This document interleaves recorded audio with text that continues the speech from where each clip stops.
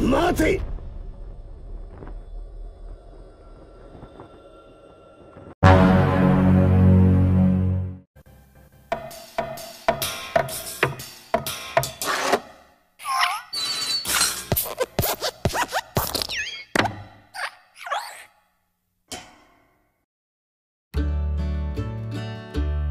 Hai minasan, terima kasih sudah klik video ini dan selamat datang di channel Koronim. Oke, di video kali ini Mimin akan merangkum seorang cerita dari anime berjudul Sword Art Online The Movie Aria of Stardust Night atau Hoshinaki Yoru no Aria.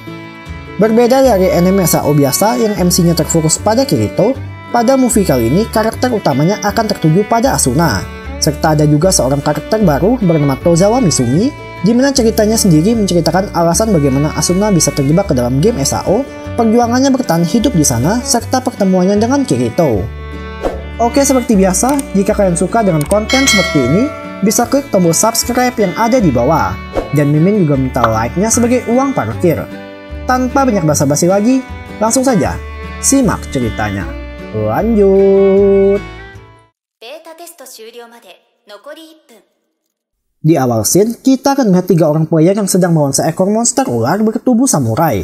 Dimana karena kelincahan monster itu serta daya serangnya yang luar biasa, 3 beta tester itu pun sampai jadi kewalahan dibuatnya.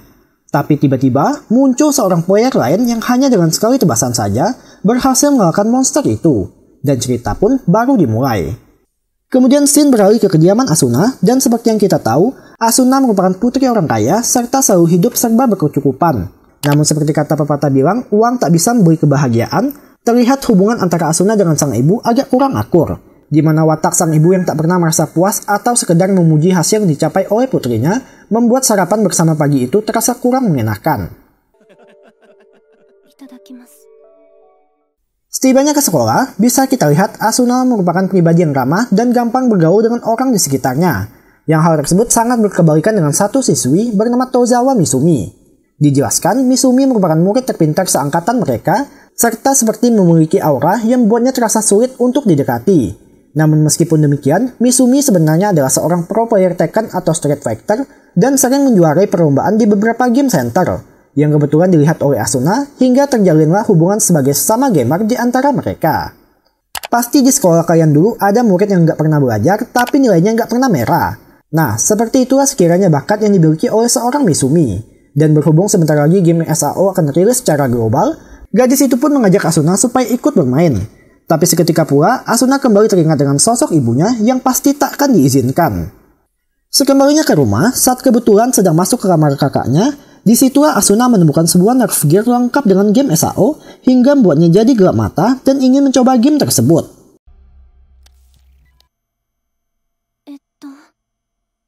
Link start.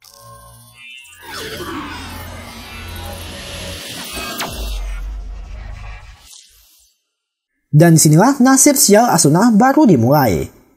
Saat masuk ke dalam dunia game tersebut, Asuna yang seorang newbie pun terheran-heran melihat betapa realistisnya dunia itu. Serta tak lama ia kemudian dihampiri oleh seorang NPC pemandu yang bertugas menjelaskan mengenai game tersebut. Lantas Asuna dengan suara lantang bicara kalau ia sedang mencari temannya bernama Misumi. Namun seperti yang kita tahu, sangat jarang ada pemain yang menggunakan nama asli saat bermain game online, dan walaupun ada, pasti lebih banyak yang pakai nama palsu, apalagi Hode. Yang hal tersebut ternyata juga dilakukan oleh Misumi. Tapi tiba-tiba, Mati!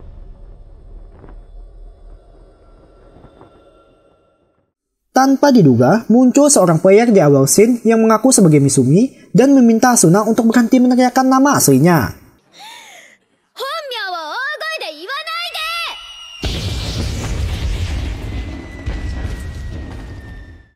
Tentunya sebagai seorang veteran dalam bermain game online, Misumi pun menjelaskan kalau nickname-nya di sini adalah Mito, lalu mengajak Asuna berkeliling untuk mengenalkan game SAO secara lebih detail.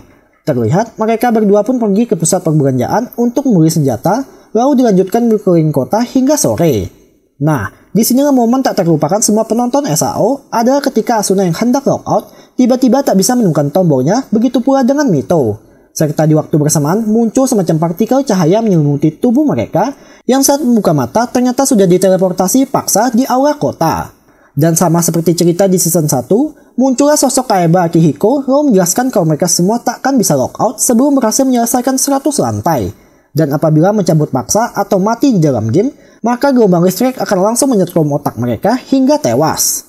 Serta sebagai bentuk perpisahan terakhir, Kayaba pun memberikan sebuah item berupa cermin yang seketika membuat semua orang di sana tampil dengan wujud aslinya, tak terkecuali untuk Mito.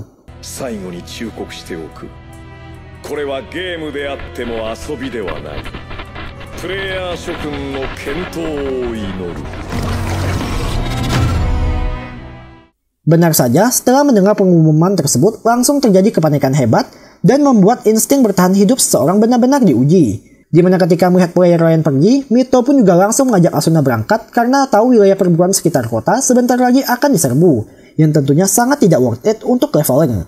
Lantas, Asuna yang masih dilanda perasaan cemas sekaligus takut pun belum bisa menerima fakta kalau dirinya sekarang harus terjebak ke dalam sebuah game kematian.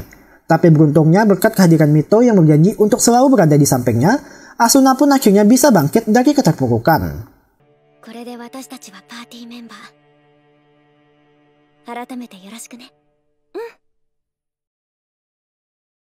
Beberapa waktu berlalu, terlihat Asuna sekarang sedang dilatih oleh Mito untuk bertarung melawan monster. Dan meski sempat kesulitan di awal karena tak pernah memegang pedang sebelumnya, namun berkat ajaran dari Mito, mana lagi pengaruh dari tubuh Asuna yang dasarnya sudah atletis, maka tak perlu waktu lama, ia pun akhirnya bisa menguasai cara menggunakan sword skill. Yang dari sini mereka berdua pun berjuang keras bersama demi menaikkan level supaya bisa bertahan sekaligus memperbesar peluang hidup dalam game itu. Hingga tibalah mereka berdua ke dalam sebuah dungeon, dan disinilah Asuna akan melihat kengerian untuk pertama kalinya.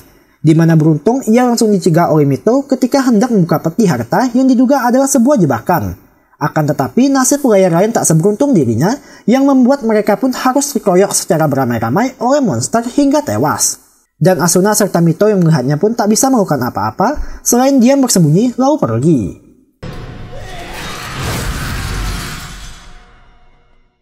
Di posisi seperti itu, memang sudah sewajarnya bagi Mito tak bisa melakukan apa-apa. Tapi bagaimana jika kejadian serupa menimpa Asuna? Nah, kita akan mengetahui jawaban dari seorang Mito pada esok harinya.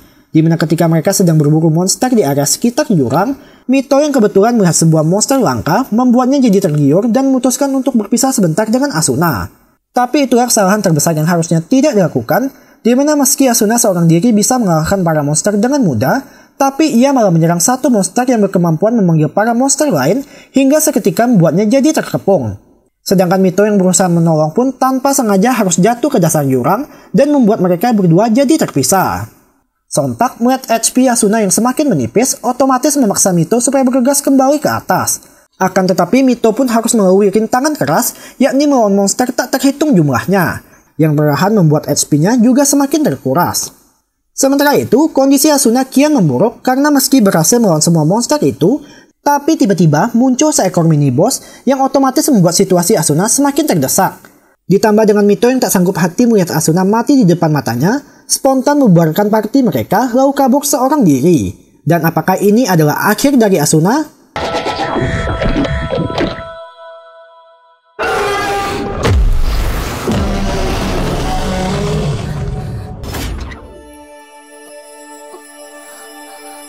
Ya, disinilah muncul Babang Kirito yang walau seorang solo player tapi berhasil mengalahkan monster itu tanpa terluka sedikit pun. Dan Asuna yang masih syok melihatnya tak bisa bicara apa-apa.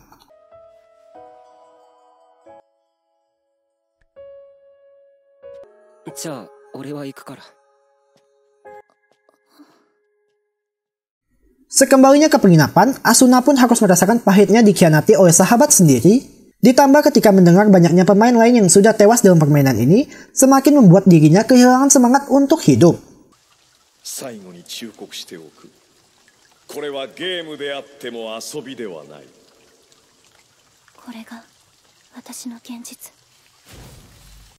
Akan tetapi meski tahu akan mati, setidaknya ia telah memutuskan untuk mati dengan caranya sendiri, yakni dengan melawan monster sampai titik darah penghabisan. Dan disinilah ia kembali berjumpa dengan Kirito. Sekedar info saja, Kirito masih belum menyadari kalau orang di hadapannya adalah Asuna. Lantas sebagai sesama player, Kirito pun menyarankan Asuna untuk kembali ke kota demi mengisi supply. Namun Asuna yang telah membuatkan tekad untuk mati mengabaikan saran tersebut hingga ia yang dasarnya sudah kelelahan pun jatuh pingsan dengan sendirinya. Dan ketika membuka mata, sudah ada Kirito di sebelahnya yang mulai dari sinilah awal kedekatan mereka akan terjalin. Kemudian Kirito pun mengajaknya ikut hadir ke dalam sebuah perkumpulan yang membahas mengenai penemuan bos lantai. Dan di sana juga rupanya ada Mito. Serta sama seperti di season 1, perkumpulan itu dipimpin oleh seorang beta tester bernama Diabel, di mana ia menyarankan untuk membentuk party yang terdiri dari 6 orang demi meningkatkan kesempatan hidup. Hingga membuat Kirito yang seorang solo player pun terpaksa membentuk party dengan Asuna.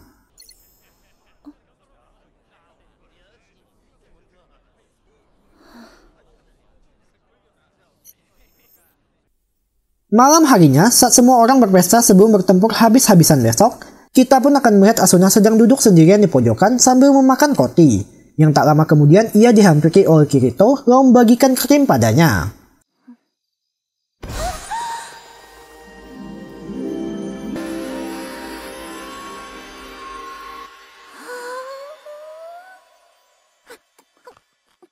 Tak sampai di situ, Kirito juga menawarinya bermalam di rumah NPC yang ia sewa karena memiliki banyak fasilitas, terutama ada kamar mandinya, yang sontak membuat Asuna pun langsung ingin ikut.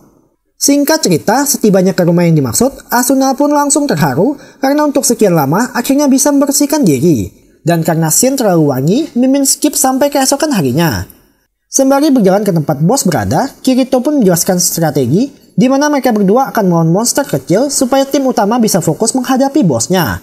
Namun perhatian Asuna justru tertuju pada Mito, bahkan ketika tiba di pintu bosnya, ia masih saja menatap gadis itu. Dan disinilah kita akan melihat titik perbedaan terbesar dari movie ini, yakni tubuh bosnya yang sekarang six pack dibandingkan dengan season 1 yang gembrot. Akan tetapi tanpa memperdulikan penampilan bos, para player di sana beramai-ramai langsung menyerang sehingga pecahlah pertarungan di antara mereka. Dan sesuai arahan dari Diabel, ada yang bertugas melawan anak buah, serta ada juga yang mengepung bos dari segala arah. Di mana berkat kerjasama mereka semua, nyawa bos pun tinggal tersisa 1 bar lagi. Namun disinilah teror sebenarnya baru dimulai, di mana bos tersebut tiba-tiba mengganti senjatanya menjadi sebuah pedang besar, bahkan mampu menggunakan sword skill, yang tentunya belum diantisipasi oleh Diabel hingga membuatnya terkena serangan telak dari monster itu.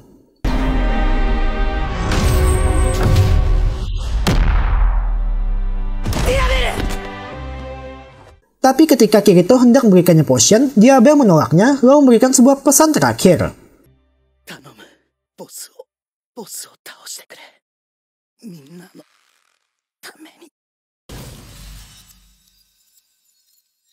Sontak dengan kalahnya pemimpin mereka, para player di sana pun jadi kehilangan semangat untuk menang. Namun tidak dengan Mito, di mana meski sendirian ia terus saja melawan hingga membuat hati Asuna pun jadi tergerak untuk ikut membantu. Dan ketika melihat skill Asuna, Mito akhirnya sadar kalau orang itu adalah sahabatnya yang telah ia tinggalkan dulu.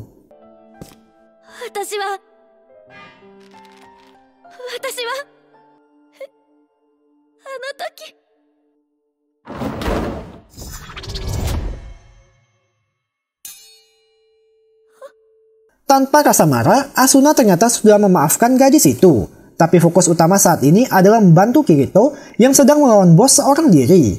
Sontak dengan cepat Asuna pun langsung melesat maju dan berhasil mendaratkan serangan pada bos itu. Serta di sini pula Kirito akhirnya menyadari kalau Asuna adalah orang yang pernah diselamatkannya dulu. Untuk sejenak Kirito pun sempat tak percaya akan apa yang dilihatnya. Tapi karena bos masih berdiri tegak di hadapan mereka, pertarungan pun harus dilanjutkan. Di mana berkat kombinasi dari serangan Kirito yang membuka pertahanan lalu lanjut diserang oleh Asuna, hal tersebut pun berhasil menguras HP bos hingga tinggal ke titik merah. Tapi di waktu bersamaan, bos tersebut juga menggunakan trik tipuan untuk menyerang Kirito, lalu membuat darahnya juga ikut menipis. Dan disinilah muncul Mito yang walau sebenarnya juga sedang sekarat, namun berusaha mengulur waktu dengan beradu skill melawan bos itu.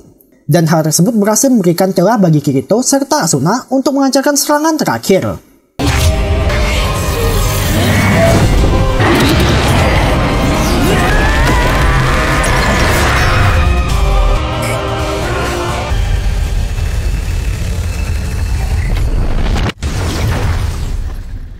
Yang pada akhirnya, bos tersebut pun berhasil dikalahkan. Tapi walau sudah menang, muncul seorang pemain yang tak terima atas kematian Diabel, lalu memprovokasi player lain dengan menyalahkan para beta tester. Dan demi melindungi para beta tester lain seperti Mito, Kirito pun rela mengorbankan diri dengan mengambil peran sebagai penjahat hingga muncullah julukan legendaris yang sangat melekat pada dirinya, yakni sebagai Bitter.